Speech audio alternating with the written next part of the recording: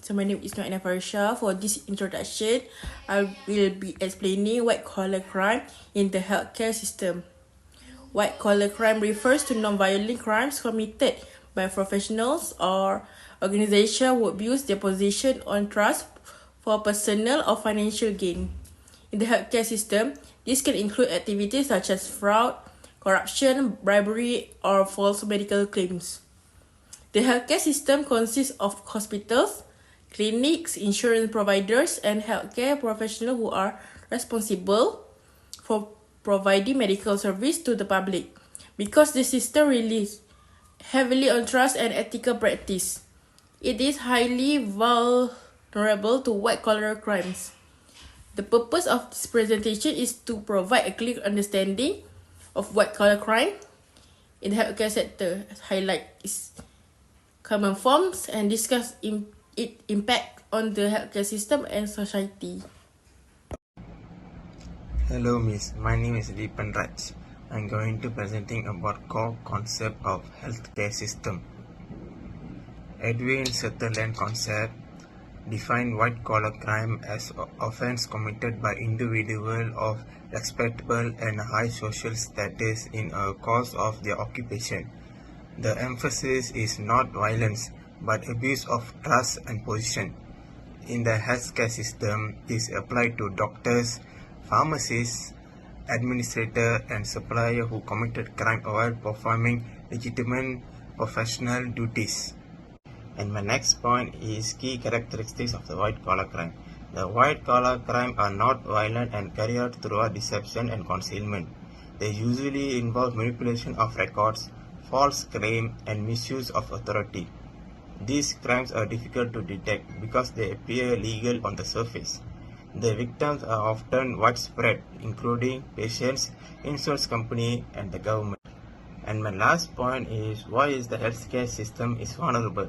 The healthcare system is highly vulnerable because it's built on trust in medical professionals. Billing system and insurance claims were highly complex and difficult to verify. Large financial transactions increase opportunity for abuse. Patients and regulators often lack of technical expertise needed to identify misconduct. Thank you, Miss. Hi, my name is Kyunish. I'm going to talk about types of white-collar crime in healthcare system. Healthcare is built on trust, but white-collar crimes exploit that trust for financial gain. These crimes may not involve violence, yet they drain resources and weaken public confidence in the system. One major type is medical fraud. This includes phantom billing where hospitals charge for services never provided and upcoding where simple procedures are billed as more complex ones. Prescription fraud also occurs when fake or unnecessary prescriptions are issued, often to profit from pharmaceutical companies or to divert drugs illegally. Another type is false claims and overbilling.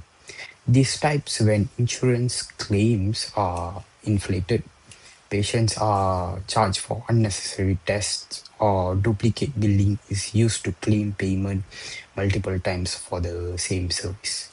These practices increase cost and place an unfair burden on patients and insurers.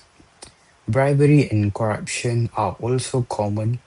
Doctors may receive kickbacks from pharmaceutical companies to prescribe certain drugs. Corruption in procurement is especially serious, where contracts for medical supplies are awarded based on favoritism or bribes, often at inflated prices. This was especially visible during emergency like COVID-19. In Malaysia, we have seen false medical claims involving millions of ringgit during COVID-19.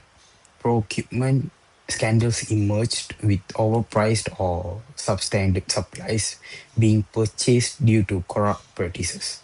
These cases were investigated under the Penal Code and the Anti-Corruption Act, showing how vulnerable our healthcare system can be.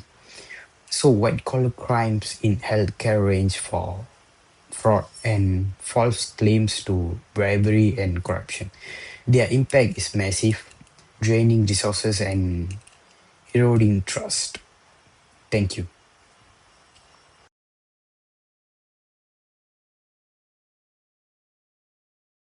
Good evening, Madam Azani and everyone. I'm Animala Krishnan. Next, I will be presenting a Malaysian case study on healthcare procurement fraud during the COVID-19 pandemic.